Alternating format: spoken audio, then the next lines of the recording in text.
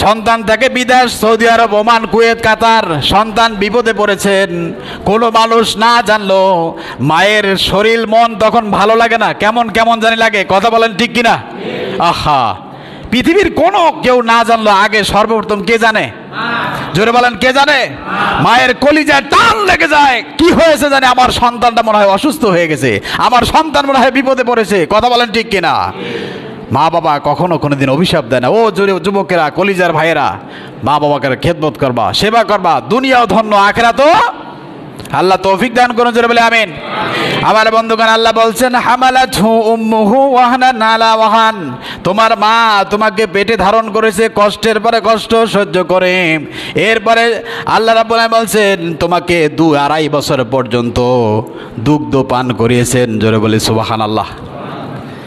আহা, মায়ের একদার দুধের দাম কাটিয়া গায়ের চাম, পাপোশ বানাইলে ঋণের শোধ হবে না আমার মা।